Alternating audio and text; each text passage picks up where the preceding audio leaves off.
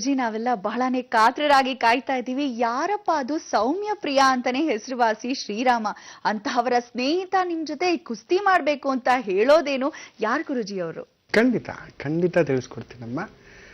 ಇದು ಇನ್ಯಾರೂ ಅಲ್ಲ, ಜಾಂಬವಂತ. ಯುಗ ಯುಗಾಂತರಗಳು ಕಾದಿರ್ತಾರೆ ನೋಡಿ. ಶ್ರೀರಾಮಚಂದ್ರ ಕೃಷ್ಣ ಅವತಾರವಾಗಿ ಹುಟ್ಟಿ ಕೃಷ್ಣನಾಗಿ ನಿಂತು ಆ ಒಂದು ದ್ವಾರಕೆಯಲ್ಲಿ ಕಂಸಮಾಮ ದೇವಕಿಯ ಪುತ್ರ ಶ್ರೀಕೃಷ್ಣ, ದೇವಕಿ ಬಂದು ಕಂಸನಿಗೆ ತಂಗಿ, ಆ ಕಂಸ ಬಂದು ಉಗ್ರಸೇನನ ಮಗ. ಆ ಉಗ್ರಸೇನನ್ನೇ ಪದಚ್ಯುತಿ ಮಾಡಿ ಕಂಸ ಕೊಳ್ತಿರ್ತಾನೆ. ಕೊನೆಗೆ ಆ ಕಂಸು ಮಾಮನನ್ನು ನಾವು ಇವಾಗಲೂ ಯಾರನ್ನಾದರೂ ಮಾವಂದ್ರೆ ಸರಿ ಇಲ್ಲ ಅಂದರೆ ಕಂಸು ಮಾಮ ಅಂತ ಮಾತಾಡ್ಕೋತೇವೆ. ಆದರೆ ಸಾಮಾನ್ಯವಾಗಿ ಮಾವಂದ್ರೆಲ್ಲ ಒಳ್ಳೆಯವರೇ, ತುಂಬ ಕಡಿಮೆ, ಅಪರೂಪ ನಾನು ನೋಡಿದ ಹಾಗೆ. ನನಗಂತೂ ತುಂಬ ಒಳ್ಳೆ ಮಾವಂದ್ರೆ ಇದ್ದಾರೆ ಕೂಡ. ಅದರಲ್ಲಿ ಪಡ್ಕೊಂಡು ಬಂದಿರೋ ಪುಣ್ಯ ಅಷ್ಟೇ ಫಲಪ್ರದ. ನಮಗೆಷ್ಟು ಪ್ರಾಪ್ತಿಯೋ ಅಷ್ಟೇ. ಅವ್ರು ಕೊಡಲಿಲ್ಲ ಅಂತ ಹೇಳಿದ ತಕ್ಷಣ ಕೆಟ್ಟವರು ಅಂದ್ಕೊಬಿಡ್ತೇವೆ, ತಪ್ಪು. ನಮಗೆ ಪ್ರಾಪ್ತಿ ಇರಲಿಲ್ಲ ಅಷ್ಟೇ ಅವರಿಂದ ಪಡ್ಕೊಳ್ಳಿಕ್ಕೆ. ಎಲ್ಲಿದ್ರು ಅವ್ರು ಚೆನ್ನಾಗಿರಲಿ, ದೊಡ್ಡವರು ಇರಲಿ ಅಂತ ಒಂದು ಉಗ್ರಸೇನರ ಒಂದು ಆಸ್ಥಾನದಲ್ಲಿರ್ತಾರೆ ಶ್ರೀಕೃಷ್ಣ ಬಲರಾಮರು. ಅಲ್ಲಿ ಸತ್ರಾರ್ಜಿತ ಅನ್ನತಕ್ಕಂಥ ಒಬ್ಬ ರಾಜ ಇರ್ತಾನೆ. ರಾಜ ಅನ್ನೋದಕ್ಕಿಂತ ತುಂಬ ಸೂರ್ಯದೇವರ ಒಂದು ಆರಾಧನೆ ಮಾಡ್ತಕ್ಕಂಥ ವ್ಯಕ್ತಿತ್ವ. ಆ ಸತ್ರಾರ್ಜಿತ ಇನ್ಯಾರೂ ಅಲ್ಲ, ಸತ್ಯಭಾಮೆಯ ತಂದೆ. ಆತನಿಗೆ ಇನ್ನೊಬ್ಬ ಪ್ರಸನ್ನಜಿತ್ ಅನ್ನತಕ್ಕಂಥ ತಮ್ಮ ಇರ್ತಾನೆ. ಈ ಒಂದು ಸೂರ್ಯನನ್ನು ಪೂಜೆ ಮಾಡಿ ಒಂದು ಸೂರ್ಯಕಾಂತಿ ಮಣಿಯನ್ನು ತಗೊಂಡಿರ್ತಾನೆ, ತುಂಬ ವಿಶೇಷವಾಗಿರ್ತಕ್ಕಂಥ ಮಣಿ. ಆ ಒಂದು ಮಣಿ ಇದ್ದರೆ ಆರೋಗ್ಯ ವಿಶೇಷ, ಬಂಗಾರ ಯಾವಾಗಲೂ ಕೊಡ್ತಾ ಇರತಕ್ಕಂಥ ಒಂದು ಅಷ್ಟೈಶ್ವರ್ಯವನ್ನು, ಧನಕನಕಾದಿಗಳನ್ನು ಕೊಡ್ತಿರ್ತಕ್ಕಂಥ ಒಂದು ಸೂರ್ಯ ಮಣಿ ಅದು. ಅದನ್ನು ಒಮ್ಮೆ ಆಸ್ಥಾನಕ್ಕೆ, ಅದು ಸೂರ್ಯದೇವ ಕೊಡಬೇಕಾದ್ರೆ ಹೇಳ್ತೇನೆ, ಇದು ರಾಜರಾದವರು ಮಾತ್ರ ಧರಿಸಬೇಕು, ಸಾಮಾನ್ಯರು ಧರಿಸ್ತಕ್ಕಂಥದ್ದಲ್ಲ. ಹೌದು, ಬರೀ ಮಾಣಿಕ್ಯ ಕೊಡಬೇಕಾದ್ರೆ ಹೆಣ್ಮಕ್ಳಿಗೆ ನಾವು ಕೊಡೋದಿಲ್ಲ. ಎಷ್ಟೋ ಜನಕ್ಕೆ ಗೊತ್ತಿಲ್ಲ, ನವರತ್ನಗಳು ಧರಿಸ್ಬೇಕಾದ್ರೆ ಧರಿಸ್ಬೋದು ಎಲ್ಲ ಅಂತ ಹೇಳಿಬಿಡ್ತೀವಿ. ಆದರೆ ಮಾಣಿಕ್ಯ ಕೊಡಬೇಕಾದ್ರೆ ಒಂದ್ಸಲಿ ಅಲ್ಲ, 10 ಸಲ ಅಲ್ಲ, 100 ಸರಿ ಅಲ್ಲ, 1000 ಸಲ ಯೋಚನೆ ಮಾಡ್ತೇವೆ ಹೆಣ್ಮಕ್ಳಿಗೆ ಮಾಣಿಕ್ಯ ಕೊಡಬೇಕು ಅಂದ್ರೆ. ಇನ್ನು ಸೂರ್ಯಕಾಂತ ಮಣಿ ಅನ್ನೋದ್ರ ಬಗ್ಗೆ ಯೋಚನೆ ಮಾಡಿ ನೋಡಿ, ತುಂಬ ತಾಕತ್ತಿನ ಮಣಿ ಅದು. ಸರಿ, ಶ್ರೀಕೃಷ್ಣ ಪರಮಾತ್ಮ ಬಾಯಿಜಾರಿ ಕೇಳೇ ಬಿಡ್ತಾನೆ, ನಮ್ಮ ಹತ್ರ ಇರಲಿ ಅದು ಕೊಡಿ ಅಂತ. ಸಿಟ್ಟು ಬಂದ್ಬಿಡುತ್ತೆ, ನಿಮ್ಗೆ ಯಾಕೆ ಕೊಡಬೇಕು ಅಂದ್ರೆ ರಾಜರಾದವ್ರ ಹತ್ರನೇ ಇರಬೇಕು ಅಂತ ಸೂರ್ಯ ಹೇಳಿರೋದು ಅನ್ನತಕ್ಕಂಥ ಆಶಯ ಮೋಹದಿಂದ. ಆದರೆ ಕೊಡೋದಿಲ್ಲ ಸತ್ರಾರ್ಜಿತ. ಕೊನೆಗೆ ಒಂದಿನ ಅವನ ತಮ್ಮ ಏನು ಮಾಡ್ತಾನೆ, ಪ್ರಸನ್ನಜಿತ್ತು, ಆ ಹಾರವನ್ನು ಹಾಕ್ಕೊಂಡು ಕಾಡಿಗೆ ಹೋಗ್ತಾನೆ ಬೇಟೆಗೆ. ಅಲ್ಲೊಂದು ಸಿಂಹ ಅವನನ್ನು ಕೊಂದಾಕುತ್ತೆ. ಕೊಂದಾಕದಂಥ ಸಂದರ್ಭದಲ್ಲಿ ಅಲ್ಲಿಯೇ ಇದ್ದಂಥ ಜಾಂಬವಂತ ಆ ಕಾಡಲ್ಲಿರ್ತಾನೆ. ಯುಗ ಯುಗಾಂತರಗಳಿಂದ ಕಾಯ್ತಿರ್ತಾನೆ. ನನಗೆ ಮಾತು ಕೊಟ್ಟಿರ್ತಕ್ಕಂಥ ರಾಮಚಂದ್ರ ಬರ್ತಾನೆ ಅನ್ನತಕ್ಕಂಥ ಮಾತುಗೋಸ್ಕರ. ನೋಡಿ ಎಷ್ಟು ವಿಶೇಷ. ಭಗವಂತ ಒಬ್ಬೊಬ್ಬರಿಗೋಸ್ಕರ. ದ್ವಾಪರ ಯುಗದಲ್ಲಿ ಜಾಂಬವಂತನಿಗೋಸ್ಕರ ಬಂದರೆ, ಅದೇ ದ್ವಾಪರ ಯುಗದ ಒಂದು ತಾಯಿ ಜೀವಕ್ಕೋಸ್ಕರ ಮಾತು ಕೊಟ್ಟು ಮತ್ತೆ ಕಲಿಯುಗ ದೈವವಾಗಿ ಇಳಿದು ಬರ್ತಾನೆ.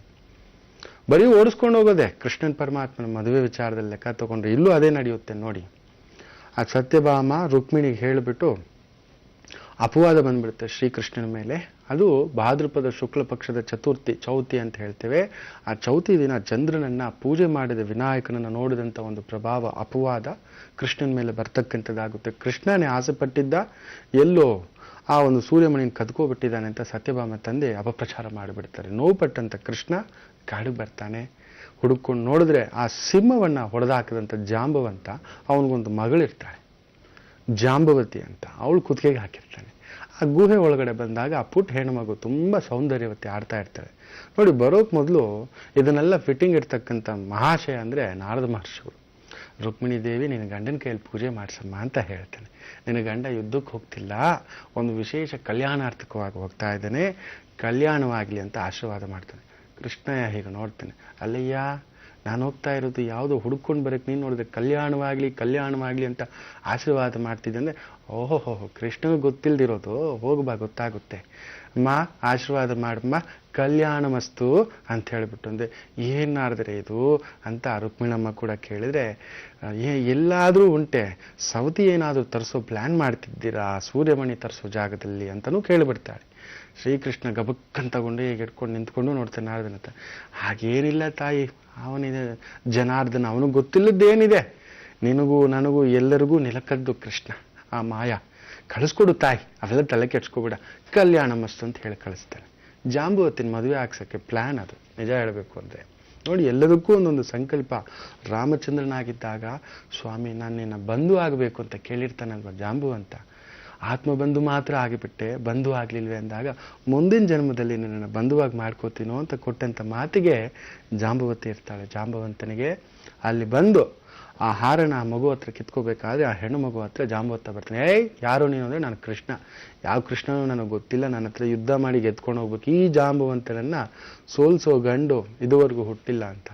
ಇಬ್ರು ಸರಿಸಮವಾಗಿ ಯುದ್ಧ ಮಾಡ್ತಾರೆ. ಒಂದಲ್ಲ ಎರಡಲ್ಲ, 28 ದಿನ ಯುದ್ಧ ಮಾಡ್ತಾರೆ. ಅದೇ ಸಂದರ್ಭದಲ್ಲಿ ಕದಡಿಕೆವಾದಂಥ ರುಕ್ಮಿಣಮ್ಮ ನಾರದರ ಹತ್ರ ಕೇಳ್ತಾಳೆ, ಅಯ್ಯ ಏನಿದು ಅಂದಾಗ, ಅಮ್ಮ ಇದು ಜುಹ್ನು ಮಾಸ. ಆ ಜುಹ್ನು ಮಹರ್ಷಿಯ ಕಿವಿಯಿಂದ ಬಂದಂಥ ಗಂಗಾದೇವಿಯ ಪ್ರಭಾವ. ಆ ದೇವಿಗೆ ಇವತ್ತು ಆ ದೀಪಗಳನ್ನು ಹಚ್ಚುತ್ತಾಯಿ, ಒಳ್ಳೇದಾಗ್ತಕ್ಕಂಥದ್ದು ಅಂತ ಹೇಳಿ ಆ ಗಂಗಾ ನದಿಯಲ್ಲಿ, ಆ ತ್ರಿವೇಣಿ ಸಂಗಮದಲ್ಲಿ ಆ ಗಂಗಾದೇವಿಯಲ್ಲಿ ಆ ಒಂದು ದೀಪಗಳನ್ನು ಆಕೆ ಕೈಯಲ್ಲಿ ಹಚ್ಚಿಸ್ತಕ್ಕಂಥದ್ದು ಭಗೀರಥಿ ಜಯಂತಿ, ಭಾಗೀರಥಿ ಜಯಂತಿ ಅಂತ ಹೇಳಿ ಆ ದೀಪವನ್ನು ನೋಡ್ತಾ ಪರಂಧಾಮನನ್ನ ನೆನೆಸ್ಕೊಳ್ತಾ ಎಂಥ ಕಷ್ಟವಿದ್ರೂ ಎಂಥ ಕತ್ತಲಿದ್ರೂ ಆ ಬೆಳಕನಾಗಿ ಕದಲಿಕೆ ಆಗಬೇಕು, ಬೆಳಕು ಬರ್ತಿದ್ದ ಹಾಗೆ ಕತ್ತಲೆಲ್ಲ ಮಾಯವಾಗಬೇಕು, ನೀನು ನೆನೆಸ್ಕೊಂಡು ಹಚ್ಚುತ್ತಾಯಿ ಭೂದೇವಿ ಅಂತ ಹೇಳಿದಾಗ ಆ ರುಕ್ಮಿಣಮ್ಮ ಹಚ್ತಾಳಂತೆ. ಆ ಒಂದು ಬೆಳಕಿನ ಪ್ರಪಂಚ ಕ್ಷಾತ್ರ ತೇಜಸ್ಸು ಆ ಒಂದು ಶ್ರೀಕೃಷ್ಣ ಪರಂಧಾಮನಲ್ಲಿ ಇನ್ನಷ್ಟು ಹೆಚ್ಚಾಗಿ ಜಾಂಬವಂತನನ್ನ ಬಡದಾಕ್ತಾನೆ. ಸುಸ್ತಾಗ್ಬಿಡ್ತಾನೆ ಜಾಂಬವಂತ.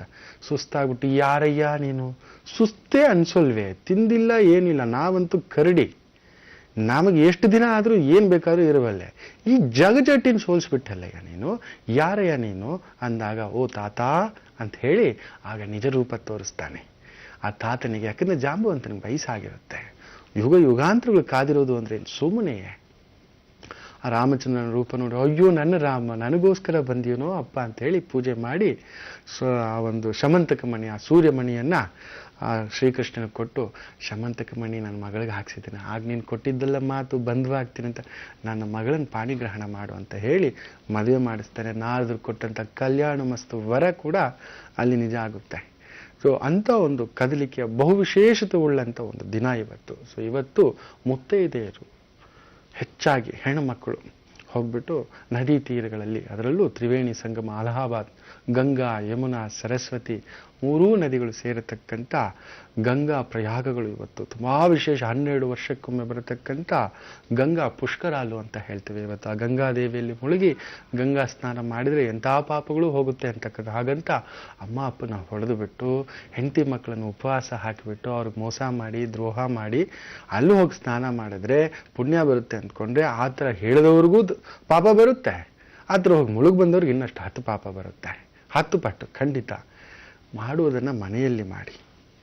ಮೊದಲು ಮನೆಯೇ ಆ ಒಂದು ದೇವಸ್ಥಾನ. ಮನೆಯಲ್ಲಿರುವವರು ನಿಜವಾದ ದೇವರುಗಳು, ಆ ತಂದೆ ತಾಯಿ ಸಂಗಾತಿ ಮಕ್ಕಳು. ಅವ್ರಿಗೇನು ಕೊಡಬೇಕು ಮಾಡಬೇಕು. ನಿಮ್ಮ ಕೆಲಸ ಸರಿಯಾಗಿ ಮಾಡಿಲ್ಲ, ಸಂಬಳ ಕೊಡ್ತಿದೆ ಸಂಸ್ಥಾ, ಅದಕ್ಕೆ ಸರಿಯಾಗಿ ಮಾಡಿ. 8 ಗಂಟೆ ಕೆಲಸ, 8 ಗಂಟೆ ಕೆಲಸ ಕರೆಕ್ಟಾಗಿ ಮಾಡಿ, ನಿಮ್ಮ ನಿಯತ್ತಿಂದ ಮಾಡಿ. ಅದು ಬರುತ್ತೆ. ಅದನ್ನು ಬಿಟ್ಬಿಟ್ಟು ಗಂಗೆನಲ್ಲಿ ಹೋಗಿ ಮುಳುಗಿ ಬರ್ತೀನಿ, ನನಗೆ ಪ್ರಮೋಷನ್ ಬರುತ್ತೆ ಅಂದರೆ ಮುಳುಗಿದ್ರಿ ಅಂತಲೇ ಅರ್ಥ, ನಿಮ್ಮ ಕೆಲಸ ಹೋಯ್ತು ಅಂತಲೇ ಅರ್ಥ. ಇದನ್ನು ಮನಸ್ಸಿನಲ್ಲಿ ಜ್ಞಾಪಕ ಇಟ್ಕೊಳ್ಳಿ. ಇವತ್ತು ಭಗೀರಥಿ ಜಯಂತಿ ಅಂತ ಹೇಳಿದ್ರೆ ಆ ಭಗೀರಥ, ಆ ಭಾಗೀರಥಿಯನ್ನ ಆ ಒಂದು ಶಿವನ ತಪಸ್ಸು ಮಾಡಿ, ಅಯ್ಯ ಭೂಗಿಳಿಸು ಅನ್ನತಕ್ಕಂಥ ಕೇಳಿಕೊಂಡು ನನ್ನ ಕುಟುಂಬಸ್ಥರೆಲ್ಲ ಸುಟ್ಟು ಹೋಗ್ಬಿಟ್ಟಿದ್ದಾರೆ, ಅವರ ಮೇಲೆ ಆ ಒಂದು ಬೂದಿ ಮೇಲೆ ಆ ಗಂಗಾ ನದಿ ಹರಿದು ಬಂದರೆ ಆ ಒಂದು ಪಾಪ ವಿಮೋಚನೆ ಆಗುತ್ತೆ, ಅವ್ರಿಗೆಲ್ಲ ಜೀವ ಬರುತ್ತೆ. ಸಗರನ ಮೊಮ್ಮಗನಾಗಿರ್ತಕ್ಕಂಥ ಆ ಒಂದು ಭಗೀರಥ ಕೇಳ್ಕೊಂಡ್ಮೇಲೆ ಶಿವಯ್ಯ ತನ್ನ ಆ ಒಂದು ಜುಟ್ಟಿನಲ್ಲಿ ಆ ಗಂಗೆಯನ್ನು ಕಟ್ಟಿಟ್ಕೊಂಡಿರ್ತಾನಂತೆ. ಆಕೆಯನ್ನು ಸ್ವಲ್ಪ ಬಿಡೋದಷ್ಟೇ, ಪೂರ್ತಿ ಬಿಟ್ಟಿಲ್ಲ. ಅದರ ರಭಸ ಯಾವ ಮಟ್ಟಕ್ಕೆ ಇರುತ್ತೆ ಅಂದರೆ, ಜುಹ್ನು ಮಹರ್ಷಿ ಅನ್ನೋರೊಬ್ಬರು ತೀವ್ರತರವಾದಂಥ ತಪಸ್ಸಲ್ಲಿರ್ತಾರೆ, ಧ್ಯಾನದಲ್ಲಿರ್ತಾರೆ. ಆಕೆನ ಕೇಳ್ಕೊತಾನಮ್ಮ ನಿನ್ನ ರಭಸ ನಾನು ಕೇಳಿ ತಡಿಲಿಕ್ಕಾಗಲ್ಲ, ನಾನು ಓಡ್ತಿರ್ತೀನಿ, ನಾನು ಹಿಂದ್ಗಡೆ ಬಾ ತಾಯಿ ಅಂದರೆ ಓಡಬೇಕು ತುಂಬ ಜೋರಾಗಿ, ಇಲ್ಲ ಅಂದರೆ ಯಾರು ಬಂದರೂ ಅಡ್ಡ ನುಂಗಾಕ್ಬಿಡ್ತೀನಿ ನಾನು ಅಂತ ಹೇಳಿರ್ತಾಳೆ ಆ ತಾಯಿ ಜೀವ. ಓಡೋಡಿ ಬರ್ತಿರ್ತಾನೆ ಕುದುರೆ ಮೇಲೆ ರಭಸವಾಗಿ. ಹಿಂದಿದ್ದಾರೆ ಪಕ್ಕದಲ್ಲಿ ಯಾರಿದ್ದಾರೆ ಏನೂ ನೋಡಲಾರದಷ್ಟು ಭಯ. ಯಾಕಂದ್ರೆ ಆ ರಭಸದಲ್ಲಿ ಬರ್ತಿರ್ತಾಳೆ ಆ ತಾಯಿ. ಬರ್ತಿರ್ತಕ್ಕಂಥ ಸಂದರ್ಭದಲ್ಲಿ ಜುಹ್ನು ಮಹರ್ಷಿ ಆಶ್ರಮಕ್ಕೆ ಯಾವ ಫೋರ್ಸಲ್ಲಿ ನುಗ್ತಾಳೆ ಅಂದರೆ ಅಲ್ಲಿದ್ದೆಲ್ಲ ಧ್ವಂಸ ಆಗ್ಬಿಡುತ್ತೆ. ಕೋಪಗೊಂಡಂಥ ಮಹರ್ಷಿ ಕಳಕ್ಕಂತ ಹೇಳ್ಬಿಟ್ಟೆಲ್ಲ ನುಂಗ್ಬಿಡ್ತಾರೆ. ಆ ಗಂಗೆನ ಪೂರ್ತಿ ಆಪೋಷಣ ತಗೋಬಿಡ್ತಾರೆ. ಆ ಮಟ್ಟದ ಒಂದು ತಪಸ್ಸು. ಭಗೀರಥನಿಗೆ ಭಯ ಆಗ್ಬಿಡುತ್ತೆ. ಅಯ್ಯೋ ಇಷ್ಟು ದಿನ ತಪಸ್ ಮಾಡಿ ನಾನು ಆ ಗಂಗೆನ ಭೂಗಿಳಿಸಿ ಬಂದ್ರೆ ಈ ವಯ್ಯ ನುಂಗೆ ಬಿಟ್ನಲ್ಲ ಅಂತ ಹೇಳಿ ಓಡೋಗಿ ಕಾಲಿಗೆ ಬಿದ್ದು, ಈ ತರ ಆಗ್ಬಿಟ್ಟಿದೆ ಗೊತ್ತಿಲ್ಲ ಅಯ್ಯ ಅಂತ ಹೇಳಿ ಕೇಳ್ಕೊಂಡಾಗ ಕಿವಿಯಿಂದ ಬಿಡ್ತಾರೆ. ಅದಕ್ಕೆ ಇವತ್ತು ಜೊಹ್ನು ಅನ್ನತಕ್ಕಂಥ ದಿನ ಅನ್ನತಕ್ಕಂಥದ್ದು ಹೇಳ್ತಾರೆ, ಜಾಹ್ನವಿ ಅನ್ನತಕ್ಕಂಥ ಒಂದು ದಿನ ಅಂತ ಕೂಡ ಹೇಳ್ತಾರೆ. ಅದಕ್ಕೆ ಗಂಗೆಯನ್ನ ಜೊಹ್ನು ನದಿ ಅಂತ ಕೂಡ ಹೇಳ್ತಾರೆ, ಬೈಸಾಖಿ ದಿನ ಅಂತ ಕೂಡ ಹೇಳ್ತಾರೆ, ಬೈಸಾಖಿ ಅಂತಲೂ ಹೇಳ್ತಾರೆ, ಜಾಹ್ನವಿ ಅನ್ನತಕ್ಕಂಥ ಮಾತಿಂದಲೂ ಕೂಡ ಕರಿತಕ್ಕಂಥದ್ದು ಹೇಳ್ತಾರೆ. ಅಂತ ಪೂರ್ಣ ಪ್ರದವಾಗಿರ್ತಕ್ಕಂಥ ಪುಣ್ಯಪ್ರದವಾಗಿರ್ತಕ್ಕಂಥ ಗಂಗಾ ನದಿಯ ವ್ರತದ ದಿನ ಇವತ್ತು. ಯಾರಿಗೇ ಆಗಲಿ ಮುತ್ತೈದೆ ದೋಷ ಇರತಕ್ಕಂಥವರು, ಅಪಮೃತ್ಯು ದೋಷ ಇರತಕ್ಕಂಥವರು, ಮಾಂಗಲ್ಯ ದೋಷ ಇರತಕ್ಕಂಥವರು ಹತ್ತಿರದ ಎಲ್ಲಿಯಾದ್ರೂ ನದಿ, ಕೊಳ, ಬಾವಿನಲ್ಲಾದ್ರೂ ಸರಿ, ಬಾವಿಗೆ ಇಳಿಬೇಡಿ. ಬಾವಿನಲ್ಲಿ ಅಂತ ಹೇಳಿದ್ರೆ ಎಲ್ಲಿದೆ ಬೆಂಗಳೂರು ಸಿಟಿಗಳಲ್ಲೆಲ್ಲ ಬಾವಿ ಇಲ್ಲ. ನಿಮ್ಮ ಮನೆಯಲ್ಲೇ ಒಂದು ಕೊಡ ತಗೊಳ್ಳಿ, ಒಂದು ಪುಟ್ಟ ಪಾತ್ರೆ, ಆ ಪಾತ್ರೆನಲ್ಲೇ ಒಂದು ಕಮಲ ತಗೊಂಡಿಟ್ಟು ಹೂವಿನ ಅಲಂಕಾರ ಮಾಡಿ, ಯಾಕಂದ್ರೆ ಹೂವನ್ನೆಲ್ಲ ತೇಲ್ಬಿಡ್ತಾರೆ ಇವತ್ತು. ಅದರಲ್ಲಿ ಒಂದು ಪುಟ್ಟ ದೀಪ ಇಟ್ಟು ಮನೆ ಮುಂದ್ಗಡೆ ಇಡಿ. ಆ ಹೊಸಲ ಹತ್ರ ಬಂದಿರತಕ್ಕಂಥ ಕೆಟ್ಟ ಪೀಡೆ ಪಿಶಾಚಗಳು, ವಾಮಾಚಾರಗಳು, ಆ ಕೆಟ್ಟದ್ದೆಲ್ಲ ಹಾಗೆ ಹೋಗ್ಬಿಟ್ಲಿ, ಒಳ್ಳೇದಾಗಲಿ, ನಿಮ್ಮ ಮಾಂಗಲ್ಯತನ ರಕ್ಷೆಯಾಗಿ ನಿಂತಿರಲಿ ಅಂತ ಒಂದು ಒಳ್ಳೆಯ ದಿನ. ಒಳ್ಳೆಯದಾಗ್ಲಿ, ಒಳ್ಳೆಯದಾಗುತ್ತೆ ಕೂಡ. ಹೋಗ್ಬೇಡಿ ಗುರುಜಿ, ಅಂದ್ರೆ ಸುಮಂಗಲಿಯರು ಅವರ ಯಜಮಾನರಿಗೆ ಒಳ್ಳೇದಾಗ್ಲಿ, ಯಾವುದೇ ಸಂಕಷ್ಟಗಳು ಬರ್ದೇ ಇರ್ಲಿ ಅಂತ ಬೇಡುವಂತಹ ಒಂದು ಒಳ್ಳೆಯ ದಿನ ಇವತ್ತು ಅಂತ ತಿಳಿಸ್ಕೊಟ್ಟಿದ್ದೀರಾ. ಬಹಳ ಸೊಗಸಾಗಿತ್ತು ಆ ಪೌರಾಣಿಕ ಕತೆ ಗುರುಜಿ.